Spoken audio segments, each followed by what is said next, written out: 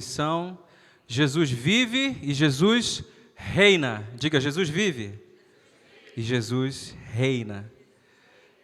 Eu gostaria de pedir que você abrisse a sua Bíblia comigo em João, capítulo 19, o Evangelho do nosso Senhor Jesus, segundo o apóstolo João, capítulo 19, versículo 16 ao versículo 20. Hoje nós iremos tratar a respeito do seguinte tema, e esse é o tema da mensagem de hoje.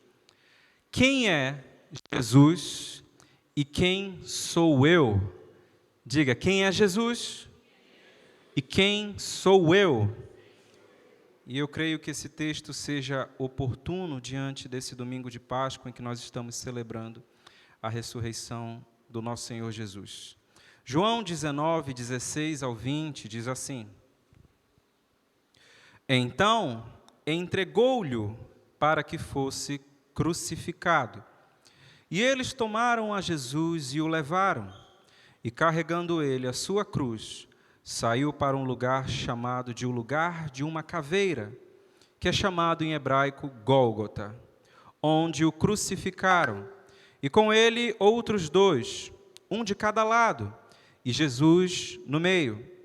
E Pilatos escreveu um título e pô-lo em cima da cruz, e nele estava escrito: Jesus de Nazaré, o Rei dos Judeus. Muitos dos judeus leram este título, porque o lugar onde Jesus foi crucificado era próximo da cidade. Estava escrito em hebraico, em grego e latim. Agora abra sua Bíblia comigo em Mateus, o Evangelho de Mateus, no capítulo 13, versículo 3 ao versículo 8. Mateus 13, versículo 3 ao versículo 8. Eis que um semeador saiu a semear, e quando ele semeava, algumas sementes caíram junto ao caminho, e vieram as aves e as devoraram. Algumas caíram em lugares pedregosos, onde não havia muita terra, e imediatamente elas brotaram, porque não havia terra profunda. E quando o sol nasceu, queimaram-se, e porque não tinham raiz, elas murcharam-se. E outras caíram entre espinhos, e os espinhos cresceram, e a sufocaram. Mas outras caíram em boa terra, e deram fruto, algumas 100 vezes, outras 60 vezes, e outras a 30 vezes. Até aqui. Eu gostaria que você deixasse de lado, em stand-by, por um momento, esse último texto que nós acabamos de ler, e nós vamos voltar para o texto inicial, João 19, 16 a 20. Esse texto narra a parte final da paixão de Cristo, isso é, os eventos da sua morte e ressurreição. E é por causa da paixão de Cristo, por causa da sua morte e da sua ressurreição, que nós estamos hoje celebrando a Páscoa. Amém? A Páscoa, no seu sentido original, nos remete ao contexto veterotestamentário, isto é, do Antigo Testamento. Quando Deus libertou o povo de Israel, que estava cativo no Egito, especificamente no livro de Êxodo. E ali Deus enviou 10 pragas. E a 10ª praga, você conhece a história, Deus enviou um anjo destruidor, que passou por toda a terra do Egito e pela terra de Gósen também. E ali, aqueles que não marcaram os umbrais das suas portas com o sangue do cordeiro, que tipificava o Cordeiro de Deus, que tira o pecado do mundo, era uma sombra, um tipo de Cristo, tiveram os seus primogênitos ceifados, aqueles que não marcaram os seus umbrais com sangue. Mas aqueles que obedeceram e guardaram a sua família mediante a ordem do Senhor, por intermédio de Moisés, tiveram os seus primogênitos poupados. O anjo passou por cima, o anjo passou de largo, e é por isso que a palavra Páscoa é Pessar em hebraico, que significa passagem ou passar. O anjo passou por cima das casas que estavam guardadas com o sangue do Cordeiro. E Páscoa é isso. Páscoa é passagem. Passagem do anjo de largo diante das casas dos israelitas. Passagem do cativeiro no Egito para a liberdade em Canaã. Mas a partir da leitura do Novo Testamento, dos escritores neotestamentários, nós interpretamos a Páscoa como um bem concretizado. O Antigo Testamento, o Novo Testamento, especificamente o autor aos Hebreus, nos diz que a lei não tem a real imagem das coisas, mas são sombras dos bens vindouros. Portanto, a Páscoa no Antigo Testamento apontava para Cristo. Agora a passagem não é do Egito para Canaã. Agora nós celebramos a Páscoa como uma passagem do velho homem para o novo homem, do pecado para a vida, mediante o sacrifício de Jesus Cristo. E é por isso que Paulo diz em 1 Coríntios, capítulo 5, versículo 7, Cristo, nossa Páscoa, foi imolado em nosso lugar. Portanto, a Páscoa para nós cristãos é uma celebração cristã, uma celebração que é feita em honra à morte e à ressurreição de Jesus Cristo. Tendo feito essa introdução a respeito do sentido de Páscoa, Páscoa é a respeito de Cristo. Cristo é a respeito da Páscoa. Eu quero lhe fazer a seguinte pergunta. Diante desse feriado que muitos guardam, diante desse momento que nós estamos celebrando, quem é esse Jesus para você? Hoje, no dia de Páscoa, é um fato. Todos se posicionam.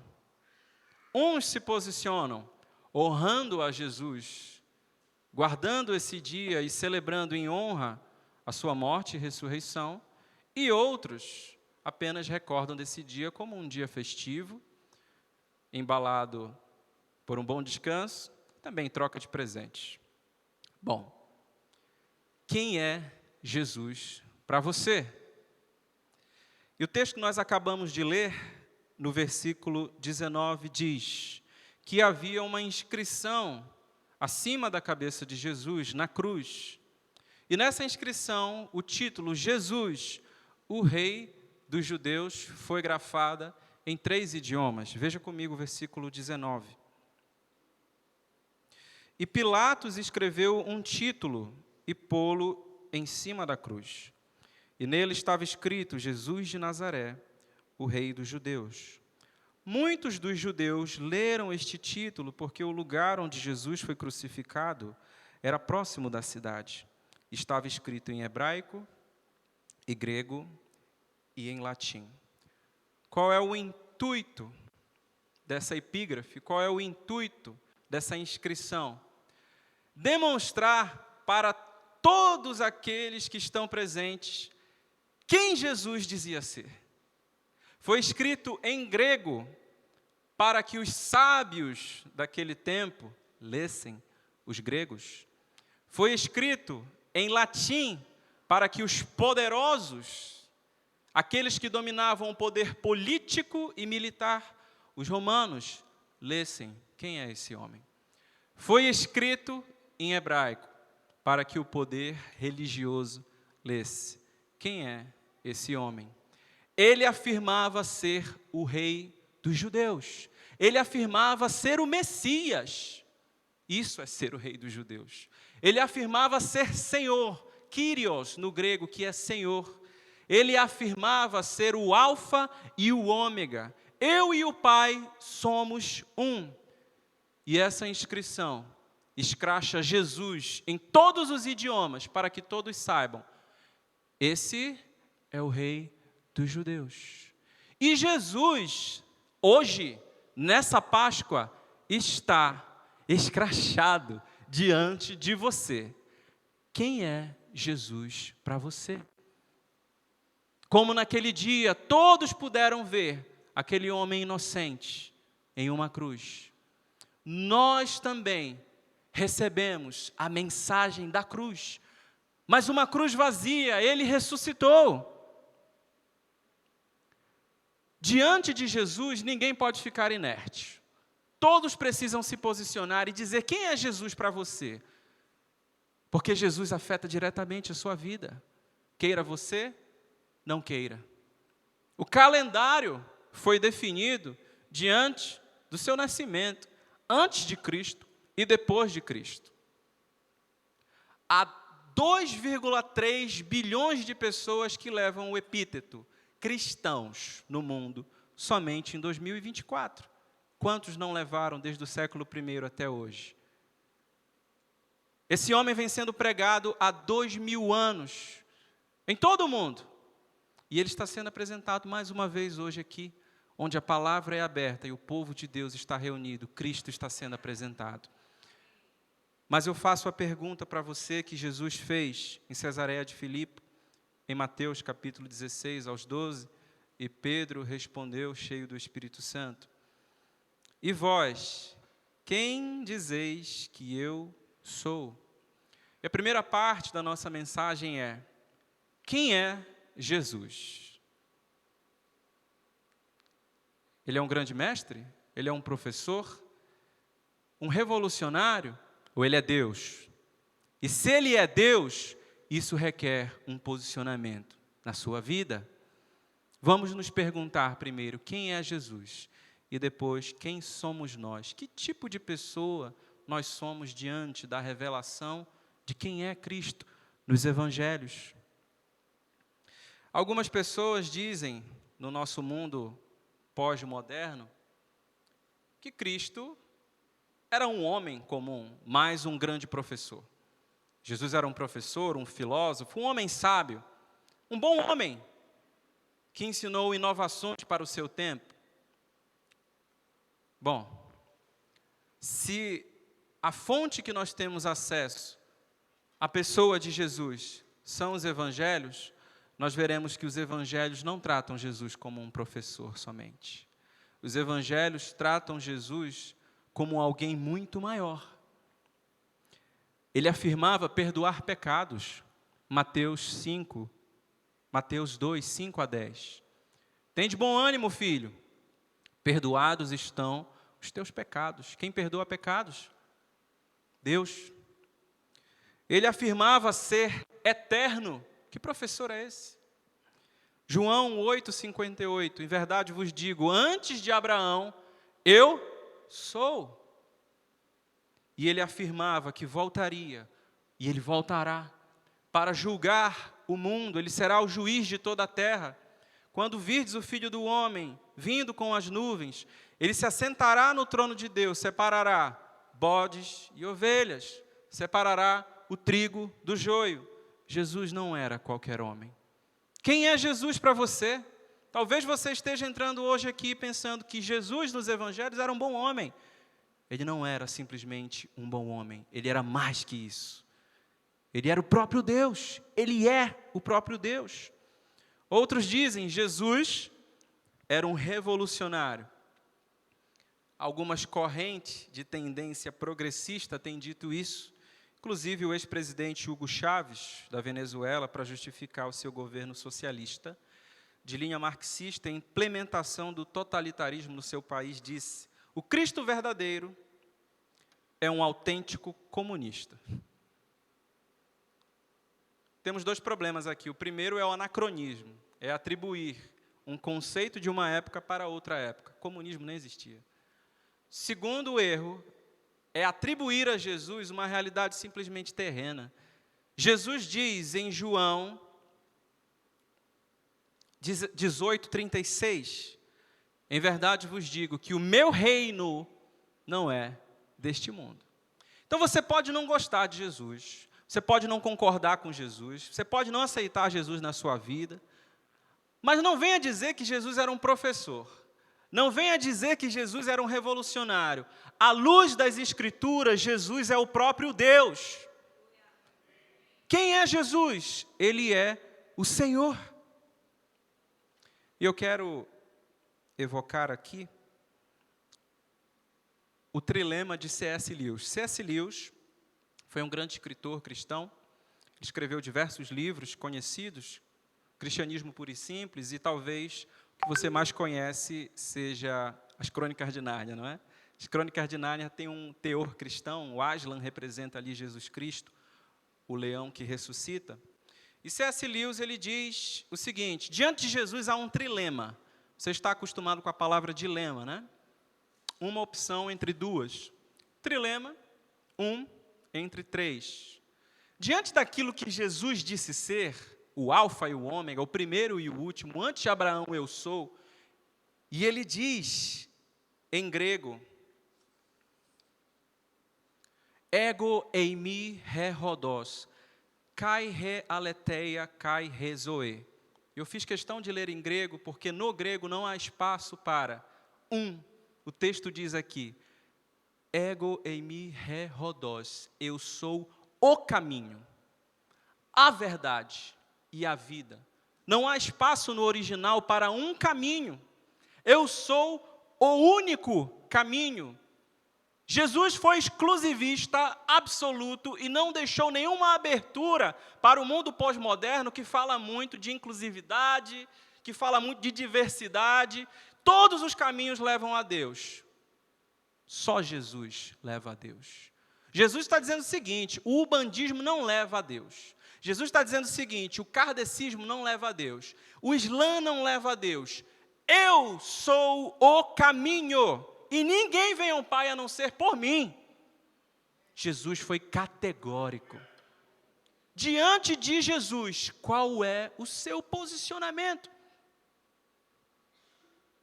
Quando ele foi duro com os discípulos, eles disseram: dura esta palavra, quem pode suportar? Mas e vocês, não querem ir embora também? Eu não vou mudar o meu discurso. Jesus não vai mudar o seu discurso para agradar o século 21. Quem é Jesus? E C.S. Lewis diz, diante dessas afirmações de Jesus, só existem três possibilidades, um trilema. Em primeiro lugar, ou Jesus era um homem mau, ou Jesus estava alucinado, ou Jesus é Senhor, Ele é Deus, Ele era e é quem diz ser. Seria Jesus um homem mau? Quem teria coragem de dizer que Jesus era um homem mau? Alguém que enganou. Nossa, ele seria o maior mitomaníaco do mundo. Ele conseguiu enganar 2,3 bilhões de pessoas com seu discurso. Até que ponto se sustenta uma mentira? Jesus não era um mentiroso, não era um homem mau. Será que diante da cruz ele não tremeria na base e diria: não, eu vou voltar atrás do meu discurso. Se a questão é mentir, então eu volto. Eu não sou Deus não, pessoal. Vão me matar por causa disso. Até que ponto se sustenta uma mentira? Jesus morreu na cruz pela verdade que ele pregou. Não só Jesus. Será que Paulo foi degolado por uma mentira? Será que Pedro foi crucificado de cabeça para baixo por causa de uma mentira? Tiago, morto ao fio da espada? Será que Policarpo foi queimado vivo no Coliseu por causa de uma mentira? Será que os cristãos primitivos entregaram os seus filhos para serem comidos por leões e eram comidos por feras por causa de uma mentira? O que esses homens viram, tocaram, sentiram, ouviram, presenciaram, que foi tão poderoso, que foi tão impactante nas suas vidas, ao ponto de eles dizerem: eu entrego a minha vida por esse Deus, por esse Jesus, ele não é um mentiroso.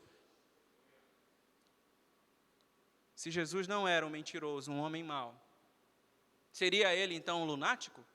Jesus estava dizendo algo até com uma boa intenção, mas ele pensou que ele não era. Nossa, esse lunático conseguiu enganar 2,3 bilhões de pessoas, só em 2024. A assertividade dos ensinos de Jesus. Que sabedoria de um louco? Não. Um verdadeiro mestre, verdadeiro Deus. No momento em que romanos estão matando judeus e judeus estão matando romanos, um ciclo de violência infinito, Jesus revoluciona. Como um sábio, e ele diz: se alguém lhe bater em uma face, dê a outra face. Jesus está dizendo o seguinte: encerre o ciclo da violência. Se alguém lhe bater, não bata de volta. Entregue a outra face. Sabe o que vai acontecer? Acaba a guerra.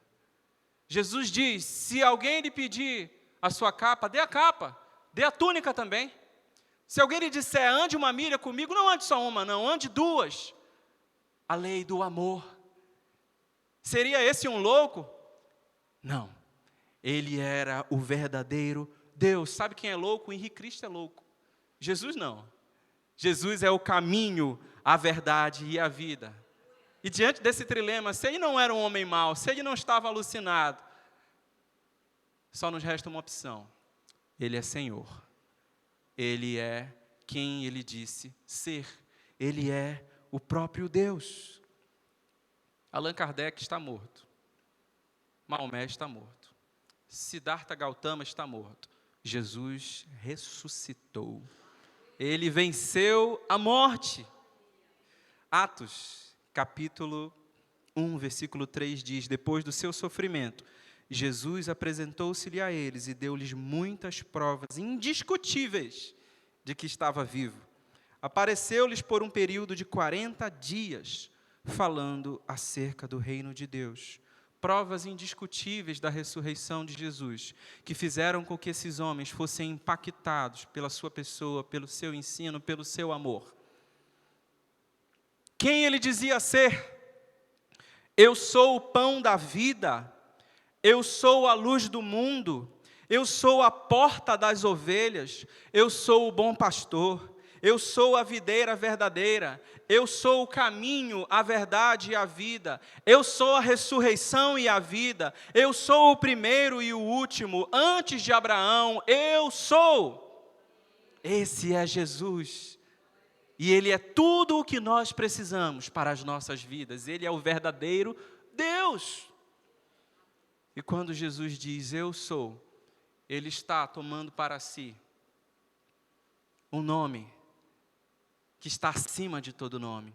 Eu sou, em hebraico, é Yod-He-Vav-He. O mesmo Deus que apareceu para Moisés. Em Êxodo, capítulo 3, versículo 14, e disse a ele na sarça ardente, eu sou o que sou. Quando Jesus diz, eu sou, Ele está dizendo, eu sou Deus. Eu sou Deus. Eu não sou simplesmente um professor. Eu não sou um revolucionário. Eu não sou somente um bom homem. Eu sou o próprio Deus. E eu retomo a pergunta inicial. E vós? Quem dizeis que eu sou? Quem é Jesus para você? O que é a Páscoa para você? E depois de nós termos falado a respeito de quem é o Senhor Jesus, e termos concordado, amém? Que Ele é o próprio Deus. Eu faço a pergunta para você, quem é você? Diga, quem sou eu? Que tipo de pessoa você é diante de Jesus? Jesus se apresenta a todos nós e Ele exige uma resposta. Então, diante de quem eu sou, quem é você? Quem é você para mim? Você é meu amigo? Você é meu servo? E Jesus nos diz que existem somente 3 tipos de pessoas no mundo. 3 tipos de pessoas. E Ele ilustra isso através de uma parábola que nós lemos aqui. E vamos voltar a ela novamente em Mateus capítulo 13, versículo 8.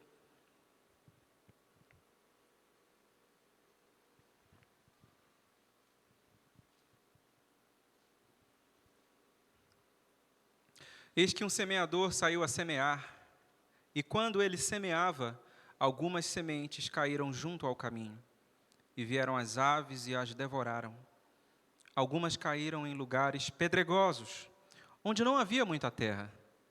E imediatamente elas brotaram, porque não havia terra profunda. E quando o sol nasceu, queimaram-se, e porque não tinham raiz, elas murcharam-se. E outras caíram entre os espinhos, e os espinhos cresceram e as sufocaram. Mas outros caíram em boa terra e deram fruto, algumas 100 vezes, outras 60 vezes e outras a 30 vezes. Quem aqui é da roça? Cresceu na roça. Ok. Então você entende bem a alegoria da semente que Jesus está trazendo aqui. Jesus diz o seguinte, a semente interpretando a parábola de Jesus, assim ele interpreta, não é a minha interpretação, é a mensagem do Evangelho. A semente sou eu sendo pregado às pessoas. E essa semente, ela vai cair em diversos tipos de solo. Os solos são as pessoas que recebem essas mensagens, essas sementes. Alguns vão frutificar, outros não. E existem 3 tipos de pessoas aqui relatados por Jesus diante dele, diante da sua mensagem. Entendemos quem Jesus é. Mas quem é você? O primeiro tipo de pessoa que recebe essa semente são aqueles que rejeitam a Jesus. A parábola fala da semente sendo lançada, mas ela caiu junto ao caminho. Ela não caiu no caminho, ela caiu fora do lugar de plantio. E vindo as aves dos céus, devoraram essas sementes. Por isso elas não frutificaram. Talvez você esteja aqui hoje, você está ouvindo essa mensagem, Jesus está sendo apresentado a você, mas você vai sair daqui e não vai dar muita importância a essa mensagem.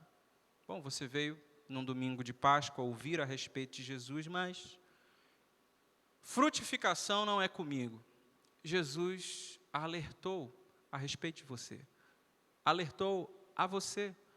Você é a semente que caiu junto. Você é a terra que está junto ao caminho. A semente foi lançada. Mas Satanás veio como uma árvore, uma ave, e comeu a semente. E não frutificou. Esses são aqueles que rejeitam a Jesus. Mas eu quero insistir com você, que reconsidere. Eu quero insistir com você que não se permita ser um solo junto ao caminho. Seja um solo frutífero, há tempo. Vinde a mim todos vós que estáis cansados e sobrecarregados, e eu vos aliviarei. Olha ao seu redor, meu irmão. Você acha que você é obra do acaso? Você acha que os céus, a terra, a complexidade da vida vem através de uma simples explosão? Ou uma simples coincidência? Por trás de tudo que existe, inclusive da sua vida, há um Deus que te criou com um propósito. E se há um Deus, quando esse mundo físico passar, o que você vai fazer? Você estaria pronto para se apresentar hoje diante desse Senhor? Se você morresse hoje, reflita. Nossa, Delano, que mensagem pesada. Hoje é dia de Páscoa. Páscoa é Jesus. Jesus é Evangelho. Evangelho é o perdão dos pecados para todos aqueles que nele creem. Se o Evangelho não foi pregado, quem irá crer? Mas a fé vem pelo ouvir, e ouvir a palavra de Deus. Você estaria pronto para se apresentar diante do Senhor do céu e da terra? Não, mas eu sou uma pessoa boa. Eu nunca fui desonesto, nunca fiz nada de mal a ninguém, inclusive eu faço caridade. Jesus não salva pessoas boas. Jesus salva pessoas que têm fé no seu sacrifício. Porque todos pecaram. Não há um justo, diz a Escritura. Nenhum sequer. Todos se extraviaram. O intento do coração do homem é corrupto desde a mocidade. Imagine que no céu existem 2 tipos de religião apenas no mundo. Uma religião de obras, talvez você esteja se confiando nisso, e uma religião da fé, ou o caminho da fé. Nas obras, no céu vai chegar um judeu, ele vai dizer, bom, eu acho que eu mereço entrar no céu porque eu guardei a Torá, os 613 preceitos observei atentamente, guardei o sábado, inclusive eu só comi comida kosher, e eu fui um homem irrepreensivo, como falou aquele fariseu do lado publicano, eu dou o dízimo, eu faço. Eu acho que eu mereço entrar. Obras. Um islâmico, eu acho que eu mereço entrar no céu porque eu observei o Corão, todas as suratas, e escutei o profeta Maomé. Eu acho que eu mereço entrar. Mas o cristão, o genuíno cristão, vai chegar no céu e vai dizer, eu não mereço. Em iniquidade eu nasci, em pecado me concebeu a minha mãe. Eu transgredi a lei do Senhor, mas Ele me perdoou. Eu estou aqui pelo mérito de outro, não pelo meu mérito. Porque pela graça sois salvos mediante a fé. Isto não vem de vós, é dom de Deus, não vem de obras, para que ninguém se glorie. Porque somos feitura dele, criados em Cristo Jesus, para as boas obras. As boas obras são resultado da salvação e não a causa da salvação. Você não encontrará espaço no reino de Deus enquanto você não deixar de confiar no seu mérito. Em Cristo há salvação, só que Cristo não trata com pessoas individuais, Ele trata com um corpo, e por isso nós estamos aqui como igreja. Jesus está salvando a sua igreja. Venha para a igreja, venha para Jesus. Jesus estabeleceu uma igreja. As portas do inferno não prevalecerão contra a minha igreja. Se você ver um irmão em pecado e ele não te ouvir, levar 2 testemunhas, dize-o à igreja. Há um movimento dos desigrejados, eu estou abrindo um parêntese aqui, mas eu preciso falar, que tem crescido muito hoje, desconsiderando o papel da igreja. E as pessoas são ávidas para falar, Jesus não quis construir uma religião. Ele não quis construir uma religião, mas o que elas estão querendo dizer por detrás disso é que Jesus não queria templos, não queria uma igreja. Ele queria sim uma igreja. Ele deixou presbíteros, deixou pastores, deixou mestres, deixou evangelistas. Como é que vai batizar sem igreja? Como é que vai ser pastoreado sem igreja? Como é que vai tomar a Santa Ceia sem igreja? Salvação em Cristo Jesus é na igreja.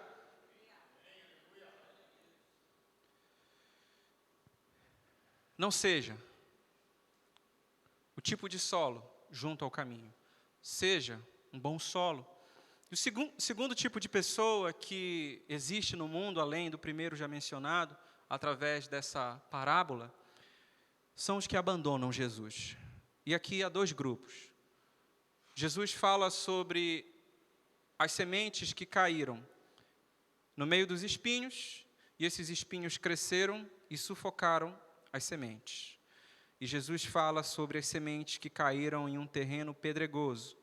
E essa semente, por não ter raiz, por ser um terreno pedregoso, não conseguiu crescer. E quando veio o sol, queimou essa semente, porque ela não tinha raiz. Os espinhos de Jesus aqui, quando ele interpreta a parábola, representam as paixões dessa vida. A semente caiu, o evangelho entrou na pessoa, ela chegou até a participar da comunhão dos santos, mas vieram as provações, as tentações dessa vida. O dinheiro, a sedução, a sexualidade, as paixões. Você foi seduzido e os espinhos te sufocaram. Se abandonou Jesus. E junto com os que abandonaram pelas paixões, há aqueles que abandonaram pelas provações. São aqueles que caíram em um terreno pedregoso, não tinha raiz, veio o sol representa as dificuldades da vida, a provação, queimou aquela semente. Talvez você esteja abandonando Jesus, porque a sua vida está muito difícil. Porque situações difíceis aconteceram com você, como aconteceram com todos os cristãos, e tem acontecido. No mundo nós temos aflições, mas por causa disso você abandonou a Jesus. São como Demas, tendo amado o presente século, foram para Tessalônica, abandonaram a missão do Evangelho. E você está, talvez, como esse solo que abandonou o Senhor, por causa das situações momentâneas, por causa das situações passageiras vivendo essa vida, por causa do dinheiro, por causa de um relacionamento, por causa de dificuldade na sua vida, sejam elas quais forem. Você não está considerando que além dessa vida existe uma eternidade. Por causa de momentos passageiros você abandonou Jesus. Mas e a eternidade? Eu tenho 31 anos. Alguns aqui têm 14. Outros têm 60. Ontem eu tinha 14. Amanhã eu vou ter 60. E amanhã os que tinham 14 vão ter 30. E depois de amanhã vão ter 60. E na semana que vem todo mundo morreu. Dê uma olhadinha para o seu irmão que está do seu lado. Dá uma olhadinha ao redor. uma boa olhada ao redor, não se constrange. Eu vou lhe dizer algo que não precisa ser muito gênio para chegar nessa conclusão. Essas pessoas que você olhou agora, dentro de 100 anos, estarão todas mortas. Precisa ser muito gênio para saber disso? Eu tenho 31.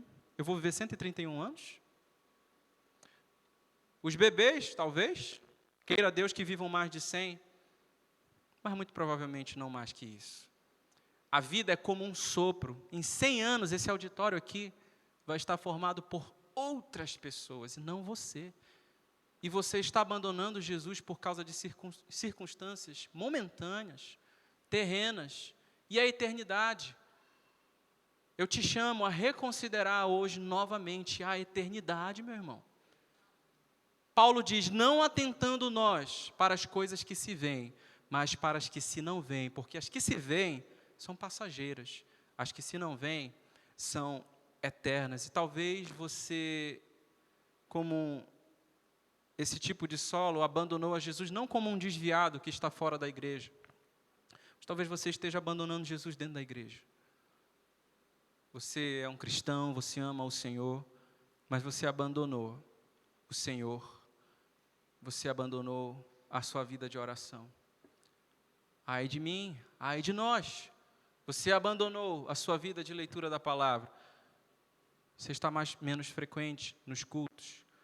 Seu coração está frio. Nunca mais você abriu a Bíblia e saltou algo no seu coração. Você está abandonando o Senhor dentro da igreja. Esse tipo de solo é mencionado por Jesus. Reconsidere. E o terceiro tipo de solo são aqueles que recebem com alegria a mensagem do Evangelho. Um bom solo, e ele frutifica a 30, a 60 e a 100 por um. São aqueles que recebem o amor dessa palavra que está sendo pregada hoje e fazem como Tomé, diante do Senhor ressuscitado. Senhor meu e Deus meu. Quem é você? Quem é você?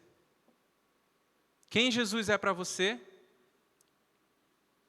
Você sabe a resposta. E quem você é para Jesus? Vinde a mim, todos vós que estáis cansados. Ele está com os braços abertos. Fique de pé no seu lugar.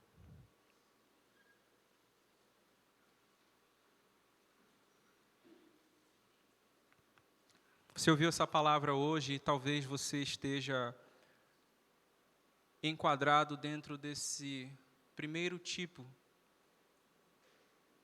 de pessoa, de irmãos. Talvez você tenha ouvido a mensagem do Evangelho, mas você não tem considerado receber esse Evangelho. Você rejeitou ao Senhor, você é como um solo junto ao caminho. Hoje é dia de salvação. Onde Jesus é pregado, há salvação. Talvez você esteja aqui hoje e, como Demas, você abandonou o Senhor. Você se frustrou com as provações dessa vida, com os espinhos, com o sol que te queimou. Ainda há tempo. Reconsidere. Talvez você esteja aqui e você ama o Senhor.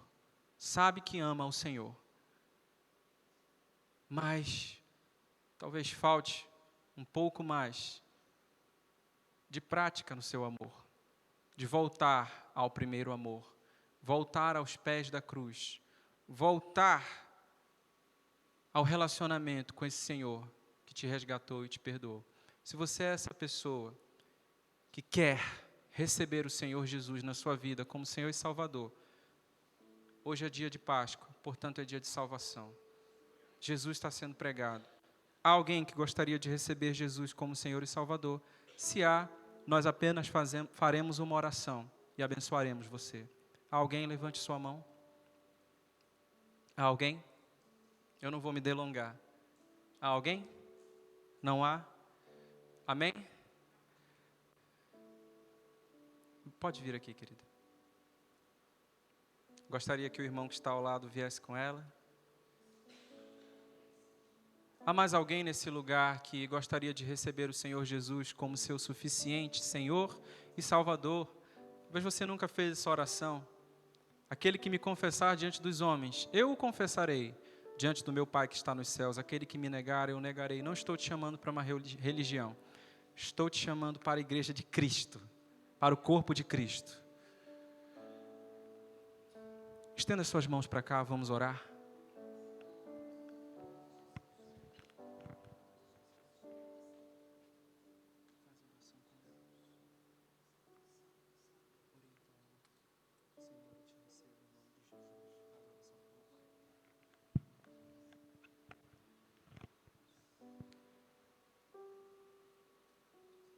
Estenda as suas mãos e, nesse momento, nós recomendamos a vida dessa filha, dessa irmã, ao reino dos céus. Senhor, aqui está a tua filha, aqui está essa ovelha, Senhor, que ouviu a voz do bom pastor. Ela não ouviu a minha voz, ela ouviu a voz do Senhor. As minhas ovelhas ouvem a minha voz, e ninguém as arrebatará da minha mão. Por isso, como igreja, nós a abençoamos nesse momento. Declaramos que ela está sendo transportada do reino das trevas para o reino do Filho do seu amor. Desperta, ó tu que dormes, levanta-te dentre os mortos, e Cristo te resplandecerá. Eis que tudo se fez novo. Nós declaramos nesse momento a nova vida de Cristo sobre a vida dela. Já não resta nenhuma condenação, porque agora ela é filha amada, eleita e escolhida pelo Senhor. São rasgadas todas as acusações de Satanás, e o nome dela, diante da igreja e diante do mundo espiritual, é escrito no livro da vida, nesse momento, em nome de Jesus. Dê um aplauso ao Senhor pela vida dela. Há alguém nesse lugar que gostaria, nessa noite de Páscoa, de reconciliar-se com o Senhor? Talvez você tenha estado distante do caminho, você gostaria de hoje fazer uma aliança de fé com o Senhor Jesus? Não sinta-se envergonhado, não estamos aqui para julgar, estamos aqui para te acolher como irmãos, estamos todos no mesmo barco, amém? Caminhando em direção a Jerusalém Celestial. Há alguém? Pode vir. Aleluia. Se há mais alguém, você pode vir também. Há espaço para todos no reino dos céus. Levante as suas mãos. Esteja em oração nesse momento. Senhor Jesus, nós recomendamos a vida do Wallace, Senhor. Ele é teu filho, ele te ama, ele tem te servido. Mas nós declaramos uma aliança renovada da vida do Wallace ao Senhor. Não resta nenhuma condenação, nenhuma acusação de Satanás. Ele é uma pedra preciosa no teu reino, na tua casa, e ele está aqui para firmar a aliança dele com o Senhor. Que nos céus seja selada a aliança do Wallace para nunca se desviar, nem para a esquerda e nem para a direita. Em nome de Jesus, renovamos a aliança do Wallace como um filho amado com o Senhor. Um aplauso ao Senhor pela vida dele. Glória a Deus. Alguém dá um abraço no Wallace? Muito bem. Eu quero finalizar rapidamente com você. Nós ainda iremos cear. Meu irmão, aí no seu lugar mesmo, eu quero te convidar a fechar os teus olhos para nós finalizarmos orando, pedindo que Jesus resplandeça mais no nosso coração, através da vida de oração, através da leitura da palavra e através da comunhão com os santos. Senhor, nós te agradecemos por essa palavra, louvamos o Senhor e pedimos que a tua igreja seja fortalecida no Senhor e na força do teu poder. Nos reveste de alegria, dá força ao fraco. Levanta o abatido, digo fraco, eu sou forte, eu posso todas as coisas naquele que me fortalece. E nesse momento nós queremos fazer uma aliança de amor e de relacionamento contigo. De estarmos, Senhor, sempre aos teus pés. Através da oração, através da palavra, através da comunhão com os santos. E de tudo aquilo que o Senhor tem para oferecer para as nossas vidas. Obrigado, Senhor, porque o Senhor morreu na cruz, mas ressuscitou ao terceiro dia. E em Ti nós somos mais do que vencedores. Dê o seu melhor aplauso a Ele. Aleluia! Glória a Deus, glória a Deus. Você pode se assentar enquanto o pastor Gor